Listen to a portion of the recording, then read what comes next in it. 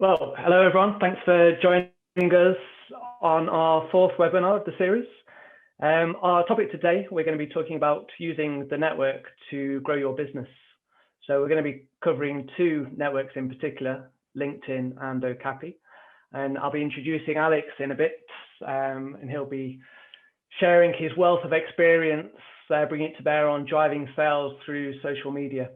So he'll cover the LinkedIn side, and then depending on how much time we've got left, I'll cover the Okappy side, the Okappy network, and some kind of ins and outs of how to use it. We schedule these webinars for 30 minutes, as that's what our attendees seem to like the most. Given we have got Alex on today, if there is more content, then happy to keep the webinar open for a bit longer. If we do run out of time, or if you do need to drop off, then we can always schedule another webinar at a future date. As I said, this is a series of webinars. We're running them every month at this kind of time. Just in terms of a bit of housekeeping, to ensure the webinar runs smoothly, please can you ensure your microphones stay muted, at least until kind of like the questions at the end. Again, I'll say it every time, but if my broadband does cut out, I'll try and reconnect, so bear with us. And if you do want the slides at the end of the webinar, or if you have any questions that we don't manage to get through, then we'll get back to you. Just let us know and we'll get back to you afterwards. Heads up for next month. As I said, it's the fourth in our series of webinars. So far, we've talked about VAT reverse charge, things you don't know or may not know about Okappy, invoicing, and now the network side of things. Next month, we'll be talking about using GPS tracking, how to effectively manage, protect, and schedule workers. So check out our event page. This event today was sold out, so make sure you get in early, register, and make sure you don't miss out for the next event, which is going to be same time, 21st of July, Wednesday, 21st of July.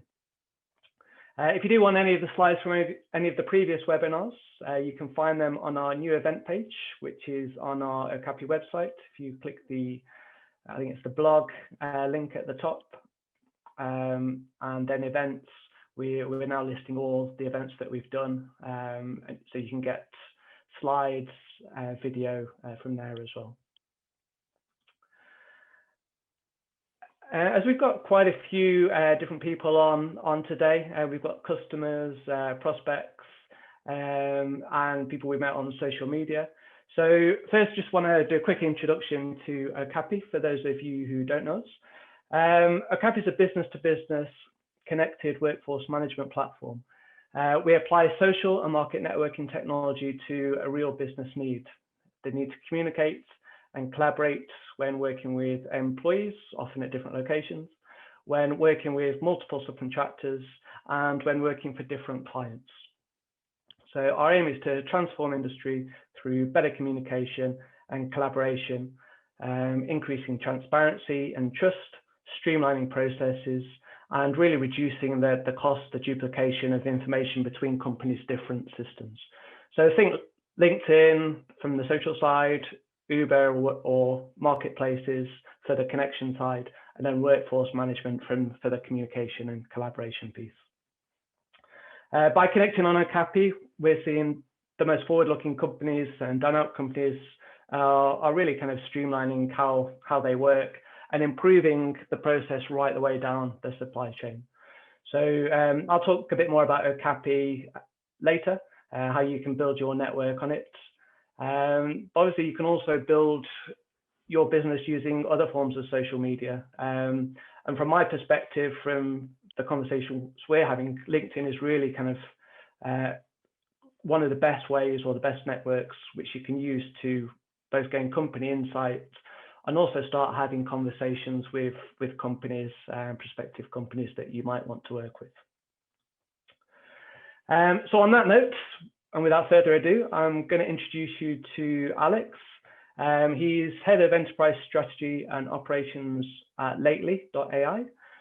Previously, he worked in sales and marketing across various industries, and he now applies his experience to social strategy, personal branding, and the value of networks. So I'm really delighted to have Alex on this webinar today. Alex, over to you. Brilliant, thank you, Richard. Glad to be here. Could I have permission to share my screen? Otherwise, we're not going to get very far on this on this webinar.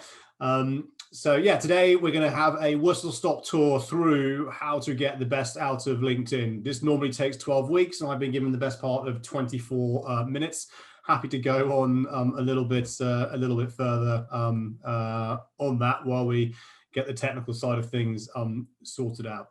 The key thing to think about LinkedIn is that LinkedIn is the biggest conference happening in the world right now, and it's free to join. The way we need to think about LinkedIn is across kind of multiple different dimensions. But the simple way to understand kind of where you are in all of this, LinkedIn has something called the Social Selling Index, or the SSI. This is a free score which everybody has on LinkedIn. So I've just put into the chat the link. You then click on Get Your Score Free. So I click on here. This then will fire up a dashboard, your social selling index, and you can see my score is out of 84. So Richard, I don't know if you want to put your score into the chat to kick things off. If anybody else wants to share their score. This helps you understand behaviorally what you're doing on LinkedIn. So this is your LinkedIn profile. This is how you search people. This is probably the most important score out of all, the 16.83 in terms of sharing and engaging with insights, because that's the likes and the comments. And then most people on LinkedIn have 25. So I recommend kind of bookmarking this into your bookmarks, whatever browser you're on, and then just keep an eye on this from month to month to see where you're at. Where LinkedIn is today, we're now at 756 million members around the world. So it is the biggest business-to-business social media platform out there. Whilst it is not the only social media platform, and a lot of what I'm talking about does translate across the likes of Facebook, Instagram, dare I say even TikTok, certainly Twitter, it's as much about where your audience is hanging out. So if your audience is hanging out on Twitter and LinkedIn, you need to be on both of those. If they're on LinkedIn, Facebook, Instagram, and TikTok, then unfortunately you need to be on all of those as well. Primarily in the business-to-business space, it is going to be LinkedIn is the kind of the starting point, and then Twitter, and then again, depending on your market, those other platforms can play a supporting role. So what we then need to give some consideration around is that if LinkedIn is the biggest conference happening in the world, 24/7, and it's free to join, every time you meet someone or someone meets you online, they are making an impression. They are jumping to a conclusion about you as a person. So much like when you meet somebody for the first time online, and I know you all do it, you will jump to a conclusion about what you can or can't find about that person, what they have on their photos, the type of information they have. Exactly the same thing is happening to you on LinkedIn. Actually, it's happening to you wherever you can be found online. So the last time you put your name into Google alongside whatever it is your subject matter expertise is, or your area of industry you focus on, whatever comes up, that will have people jump into a conclusion about you. So first and foremost, we then need to think about, well, how can I present myself on LinkedIn? Richard, 72 is good. Robin, bit of work to be done there, but that's fine. What we need to then think about is, what is that first impression that I am creating? So your LinkedIn profile is like a website. It is a personal website to you, and therefore we want to make sure that you're presenting yourself in the best possible light. So first and foremost, this banner image up here, ideally you want some kind of marketing related material to your company. If you haven't got that, you can go to a website such as Unsplash. So unsplash.com is a royalty-free image site you can use, but get kind of some imagery up here. A good up-to-date profile photo. You'll also notice that I have a gold halo around my profile. This is a new feature that's been rolled out called Cover Story. So Cover Story, if I click on that, is a 30-second video introduction that you can then record. So what's meant to happen is it's supposed to play in mute. The first 3 seconds are supposed to play in mute in the background. doesn't seem to be working at the moment. So people click on your cover story, and then it gives you the ability to record a 30-second introduction to you, to what you do, and so on. So I highly recommend looking at that. Then we want to think about the headlines. So I'm playing with mine at the moment. So I'm actually encouraging people to click on the photo to look at my video so I can introduce what we do. But what we want to think about is, if I were to speak to any of your clients, how would they describe to me what it is that you do? That's what we want to be thinking about in terms of that headline. So we want you to stand out. We want you to be unique versus lots of other people that are out there on LinkedIn. Another new thing which is starting to roll out is called Creator Mode. Creator Mode is typically aimed at those that create lots of content. When you fire that up, when someone lands on your profile, what that will encourage them to do is follow rather than connect. It'll give you the choice to put in 5 hashtags that you talk about and are interested in. So again, they can kind of see the levels of or the topics of conversation that you are interested in talking about from that side of things. Featured section, really important. This is a good way to promote content, to promote any webinars that you might be doing, any updates, any type of information that you want them to see. And the great thing is people can scroll through this and everything is clickable. This could be a link to your website, for example. This could be a link to the video. Anything I'm talking about which you don't have, just click add section, and then you can add all these bits in. Experience section, this is more of the what I do. So this isn't written as a CV. This isn't written about your job in terms of your role. It's more around what are the problems that you and your business solve. Problem, solution. Another consideration to give around your profile is the use of I versus you versus we.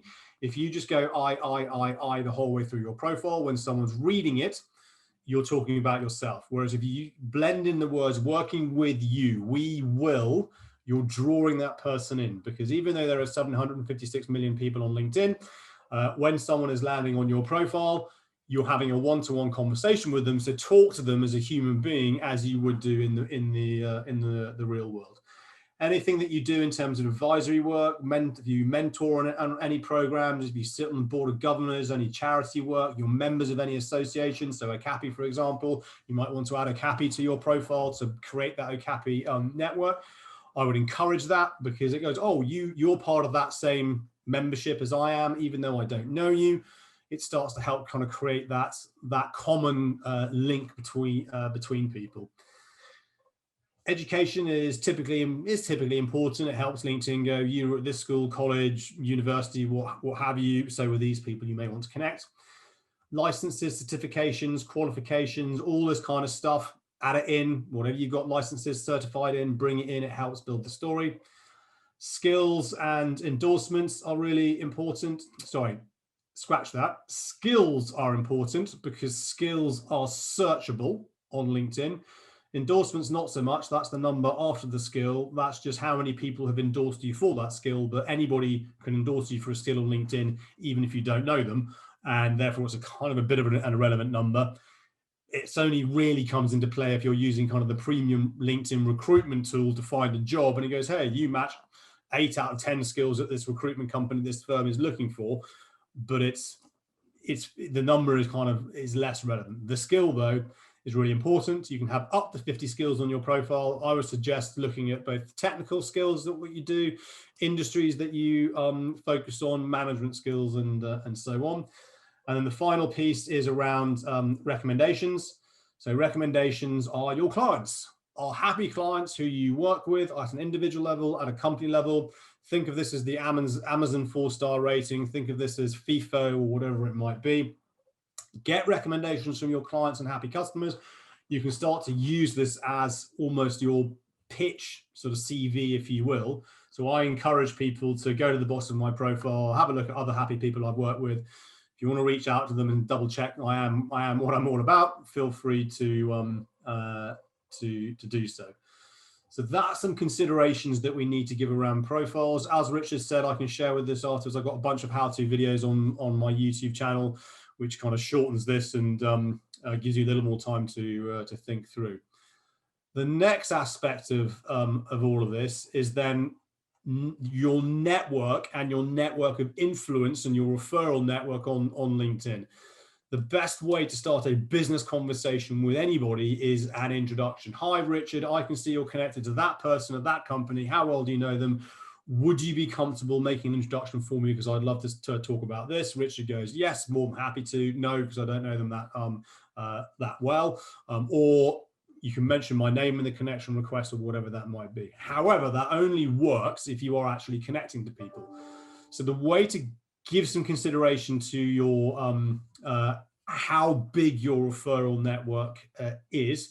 This is from influence in terms of when you post and comment on LinkedIn, but also purely just for business introduction. So if I take facilities, a facilities manager, for example, could be facilities director, director of property, head of property, give any kind of job title that you think of. So if I do facilities manager in people, and this is free LinkedIn, so anyone can do this. 3.26 million results appear with facilities manager. I then come to all filters. I then hope my internet doesn't collapse. So you click on all filters, you click on second. Let's focus on England. And then I might want to focus on an industry, which could be in the, I don't know, the IT sector, for example, financial services sector, whatever sector you want. If it's not there, just click add industry and just type in. So if I do financial services, we can see that. So I can add FS. Let's take out that. Click show results. So if I wanted to go and talk to facilities managers in the financial services space based in England, I have 1,300 introductions in my own network. So that means straight out the gate, without doing any cold calling, any kind of cold emailing, I can be introduced to 1,300 facilities managers through my network. So here I go to Tom. Tom, I used to work with at JLL. How well do you know Andy? Would love to go and talk to Andy at CMC Markets about what Okappy can do, what we can provide for you within our services, and so on and so forth. What this also means, if I were to share a piece of content into LinkedIn saying, hey, the latest research in the workplace hybrid environment shows this, we can see all the conversations that employers are wrestling with, workplace advisors, facilities management teams are having to wrestle with in terms of what is the workplace of the future look like. If I were to share a piece of content around that, it could be your own corporate content, it could be a piece of Okappy content, it could be just something from, I don't know, the FT or Workplace Weekly, I could potentially influence a further 1,300 people in my network, because my first degree network, of which is related to, might like or comment and engage on that. Then that moves into their second degree network. So that moves into their first degree network, i.e. my second degree network. So think of it when you drop a pebble into a pond, you have those concentric circles getting bigger and bigger and bigger. That's how you got to think of social media. It's ever expanding like that through your network. And that's what you're trying to do with content, is generate that ripple and that network effect through your first degree connections. We want to activate that first degree connection referral network to get them to act as advocates or influencers. This is how influencer marketing works in terms of Facebook, Instagram, and Facebook and other social platforms. And you have influencer marketing in the B2B space. But if this number is low of the audience or the potential audience of decision makers and influencers that you need to get to, you need to start thinking about, how can I curate my first degree network more effectively? So a simple piece of advice moving forward from today: if you are not in the habit of already doing so, every single business conversation that you have with somebody, even if that doesn't become anything, even if that doesn't become a business opportunity, after the call, after the email, after what have you, go and find them on LinkedIn. If they're on LinkedIn, drop them a quick note saying, great to have that conversation. Would love to be part of your network. Because the bigger your network, the bigger the network of opportunity you have. Rule of thumb, when you do something on LinkedIn, roughly 10 to 15% of your first degree network will see what you're doing. So if you think that when you do something on LinkedIn, all of your connections can see it, they don't, because there's an algorithm on LinkedIn which makes decisions based on what content is going to serve into not only your newsfeed, but also the newsfeed of your audience. And you need to understand that, but you also need a network to work with to activate that and moving forward. And this, in terms of this search bar up here, any keywords, any job, doesn't have to be a job title, could be a phrase, could be a particular niche keyword or keywords that maybe you market or sell to. If those people have that word or those words somewhere in their LinkedIn profile, mentioned anywhere in the skills, then they will appear in that search. And sometimes, it's worth looking at your first degree network. So if I take out my that second degree and do first degree, then fundamentally what I want to be doing is looking at how many actual first degree connections do I have. And it might be that you've got people that you forgot you were connected to, that you that have moved roles. So if I do facilities manager, then I try and find all my filters, but my internet is failing me, so I'm not going to focus on that for the moment. So look at your first degree as much as your second degree to look for those referrals. The final piece of the puzzle is then around content. Content is king on LinkedIn to drive that conversation. So every single thing you are seeing in your newsfeed is being served to you for a reason. It'll be based on recent activity. So by that, I mean recent connection request, recent profile view, recent company page that you have followed, recent message you may have sent on LinkedIn, likes and comments. So when you start to like and comment on people's posts, you're sending signals to LinkedIn. I want to see more of this person's content. So if you're very inactive on LinkedIn or very passive, and you're sitting there thinking my newsfeed's not very good, the algorithm has nothing to go on. So you've got to start to give it some more information around, these are the types of people that I want to, this is the type of conversation I want to see more of. Any posts that you see in LinkedIn, you have the ability to unfollow, mute people. I don't want to see it. I don't want to report. I want to report it. So you can start to kind of clean up your newsfeed. So give that some consideration. The other thing is around also finding the different conversations that are happening on LinkedIn. That's through hashtags. So if you just search a hashtag up here. So again, if I do hashtag workplace, for example, so literally put the hashtag and workplace in front of that. So if I do hashtag workplace safety, maybe, that brings me into the topic of conversation around hashtag workplace safety. A hashtag, in very simple terms, is a label. So everything now in this newsfeed with 12,000 followers is where people have labeled their content as around workplace. And again, with my internet failing me miserably, you'll then exactly the same thing here, have a bunch of posts around workplace safety. And we can see here that Natalia Marquez Braga, third plus, she's a long way through my network. Normally, I'd never ever see her in my newsfeed, but now I could engage with that post if it was appropriate for me to do so. Sarah Tanner, workplace of Waymo. So again, if I like or comment on Sarah's post, I'm now introducing myself to her. So that's how you can then start to network into different parts of the conversation that you with people that potentially would want to buy or sell your products and services. The other piece to then give some consideration is when you are posting on LinkedIn, is make sure that you are adding hashtags into your posts.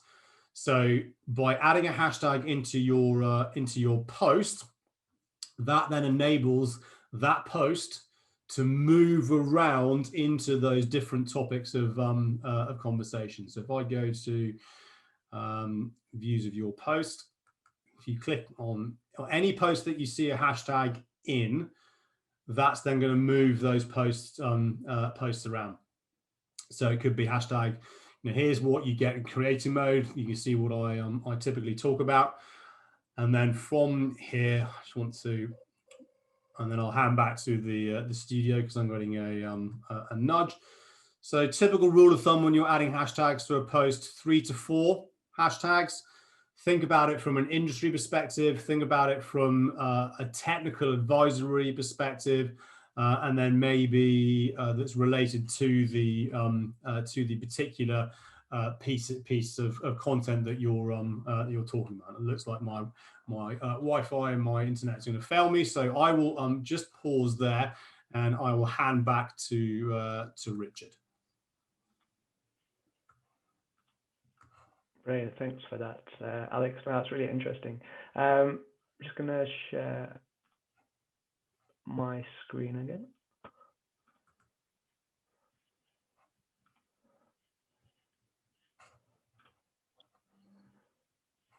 Cool. Cool. So no, that was really useful, really interesting. So hopefully we'll have a few questions at the end. I've certainly got a couple of questions I can ask as well. So cool. So that was the first part about how to kind of grow your network, how to use LinkedIn in particular. On a similar note, we're going to talk about Okappy now, and how you can use that to grow your network, nurture your network, and certainly manage your network once they're connected. So I'm going to kind of rush through this because I want to try and spend or give time for questions. But what we'll try and cover is how to find customers, subcontractors on Okappy, the process of sending an invite, and then working together to manage the work. Firstly, in terms of an overview of why we kind of developed Okappy, what we're seeing is software moving away from systems that work just in-house within your company, ultimately forcing you to rely on clunky portals, emails, or WhatsApp to manage that work with other companies. In a lot of the industries that we operate in, 50–60% of work is actually done by technicians, engineers who are not directly employed within your organization, so subcontractors, subbies, contractors. And obviously you all have customers, more and more they're demanding real-time information. So we're seeing a shift to a more connected approach, and that's really why we developed Okappy. So you've seen it in the consumer side, obviously with Facebook, business side with LinkedIn. You're also starting to see it in terms of how companies interact and basically manage their day-to-day work. Some of the benefits of a connected approach then is increasing transparency. Using Okappy and connecting to your customers and subcontractors, everyone can see the status of the work as it's updated and in real time. So that means you don't need to chase your subcontractors, they don't need to chase their employees, and so on down the line. Everyone's connected in a virtual team of stakeholders.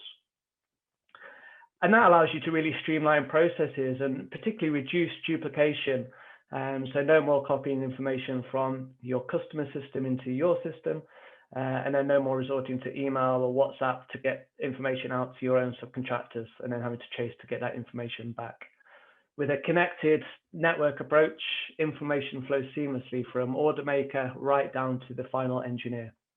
And that's whether they work within your company or external with a subcontractor or even a subcontractor's subcontractor. That also helps increase trust.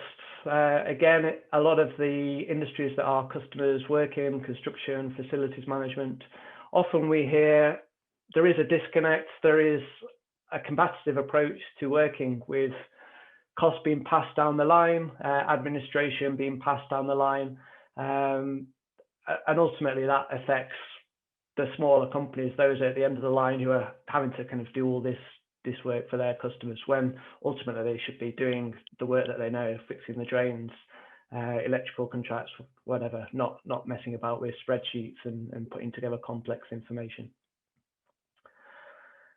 It also reduces the potential for disputes. Often if information is out of date, if information gets missed as you're copying it between different systems, or if there's time between getting that information back from your engineer, putting it into your system, raising your invoice, by by the time that invoice gets paid or looked at, and we talked about it in a previous webinar, the information's out of mind, out of sight. So if there is a dispute, it means it's harder to figure out what's going on. It makes that dispute more costly. So talk about the benefits of connecting. How do you actually go about connecting on Okappy? So from the Okappy dashboard, so anywhere within the Okappy web portal, if you click on the connections icon towards the top right of the screen, and to enter the customer's email, if they're already on Okappy, it will automatically populate with their details. If not, you can create a customer from scratch, and then you've got the option of sending an invite out to that customer. They'll be notified that you want to connect. If they accept your invitation, then they can log in. They can view their own account, which is completely independent from yours, in the same way that your LinkedIn account or my LinkedIn account is different from Alexander's. But they can add jobs, they can assign them to you, and you can add jobs on their behalf. And they can see, once that job's updated, any images, any signatures you've added to the job, they can log in, they can see that information. So saving you having to send an email, sending a job sheet, or them having to chase you for work. One thing to point out, they can only see the jobs that are relevant to you. They can't see any of your other jobs. They also can't see which employer or subcontractor has done the work.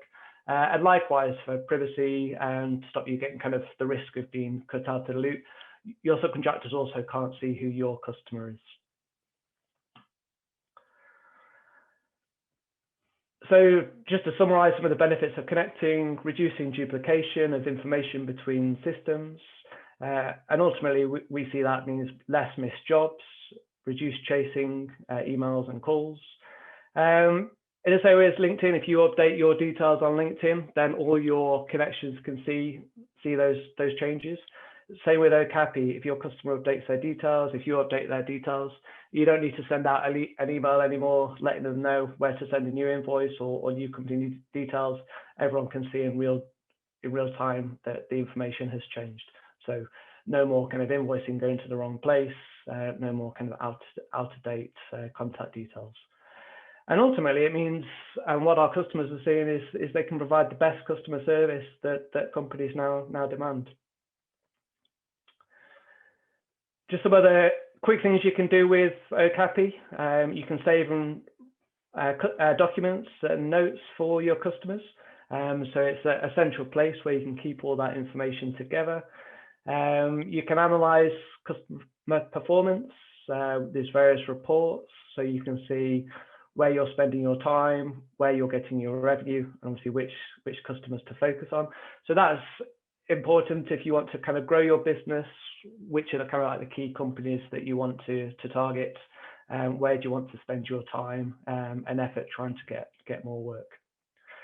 You can also search for companies on Okappy. So as I said before, if you put in the email, if they are on Okappy already, or if you put in part of the email, you can find similar companies or similar types of companies and potentially send them an invite as well.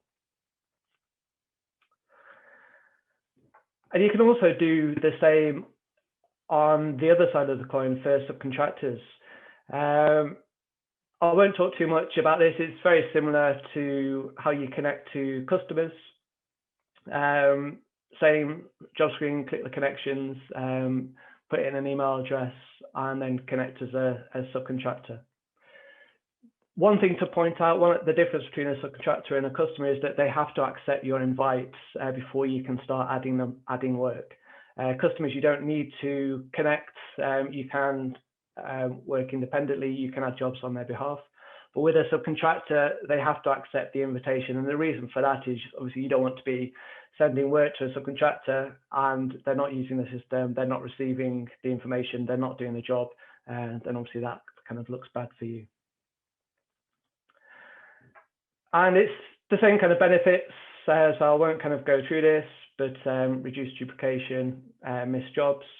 And you can do the same things that you can with customers. You can add documents, notes, you can analyze the performance, and that's particularly useful. You can compare the performance of subcontractors or groups of subcontractors versus employees. So again, as you're looking to expand, it helps with the decision: do you just take on subcontractors, and which subcontractors are kind of working the most effectively. As always, there's lots of help and information on our support site, so Okappy.com support.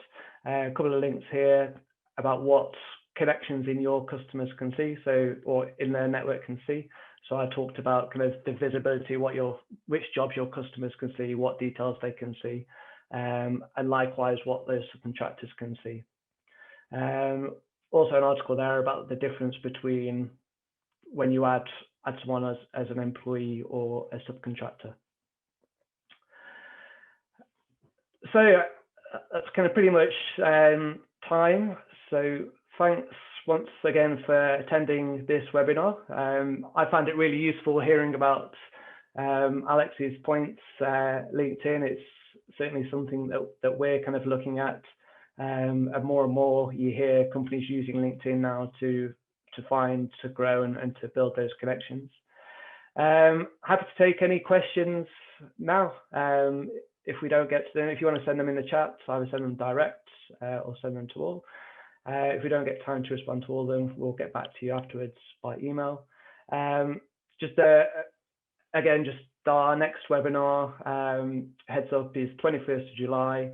And we're going to be talking about GPS tracking, so tips how to use that, things to kind of know about how it works and how to get the most from it.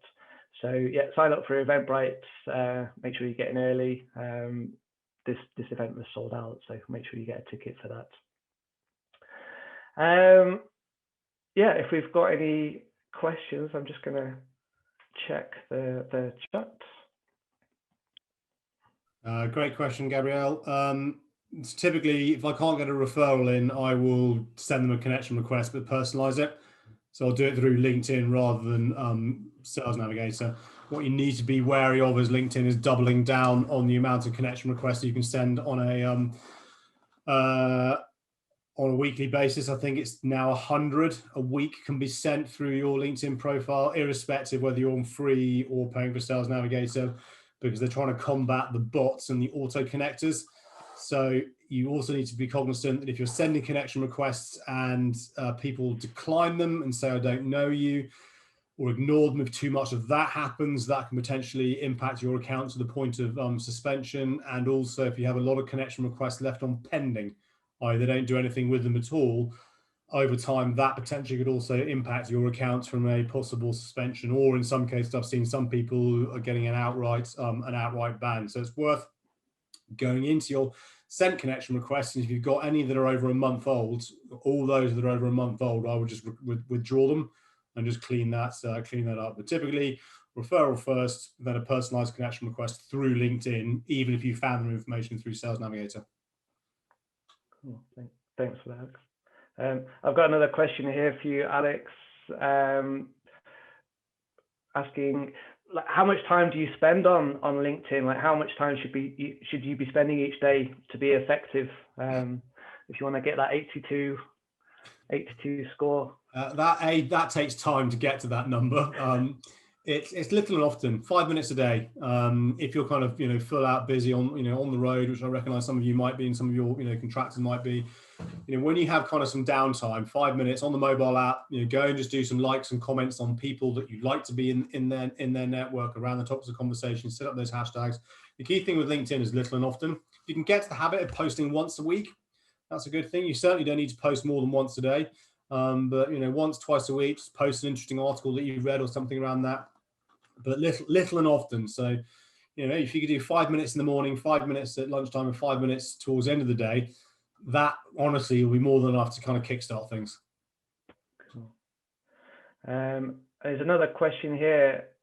So you mentioned about connection requests, getting connection, like sending connections out, like when you speak to people. What about when you get connection requests in? And certainly this is something that we get a lot. You get a lot of spam, a lot of kind of salesy stuff. Like, should you be accepting them and kind of building your network?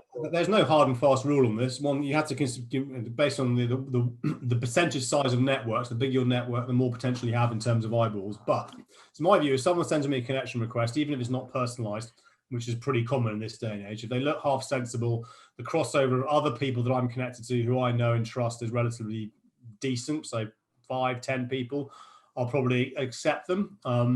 Sometimes ones I know that are just going to be a sales pitch or just totally not relevant to me at all, I'll decline. Or of course you can reply. You can reply before you accept and go, interested to understand why you want to be part of my network. 9 times out of 10 that scares people, and then you never hear from them again, and then you know that it's not a relevant connection request, or you can actually start a conversation with people. So personal preference, but if they look sensible, if it's in your world, what's the harm in getting that initial conversation going?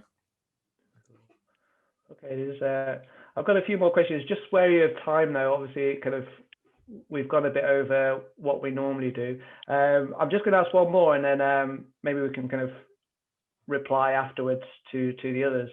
I've got one asking about the difference between personal pages and company pages, and particularly from a company point of view, where should you be spending your kind of effort? So, I mean, personal page, LinkedIn is 100% rewarding the human conversation at the moment. So you're going to drive much more engagement from your personal page, as it were. However, company pages are important. LinkedIn is investing in company pages. Think of it as your kind of website on LinkedIn. So they are an important place from a, dare I say, a hygiene factor. You can get client reviews on your company page now. You can have product pages on your company page to drive people through to sign up for things or demos. I do believe there might be a kind of a premium cost behind that.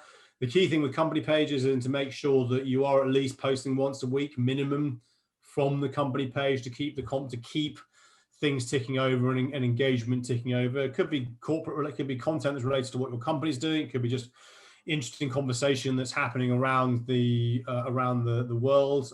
There's a brilliant platform called upcontent.com, which is a content curation tool. So you can go into it, and then it'll help you find all the interesting articles that you might want to talk about and share online. So it's definitely worth having a look at UpContent. They're important, but if I had to choose between one, I'd put more effort into the personal page than I would do the company page, especially if you're the smaller end of the business side, as it were. Cool, great, cool. All right, well, I think that's kind of about time we should wrap up. There's a few questions we've got, but I'll go back separately by email afterwards. But yeah, no, thanks all again for attending, and Alex, thank you very much as well. It's really useful from my point of view. Certainly, it's given me a few pointers to think about. Yeah, what I need to do to get my score up to your kind of level. So, but yeah, thanks for having me. No worries. Bye now. All right, thank you everyone. See you next month.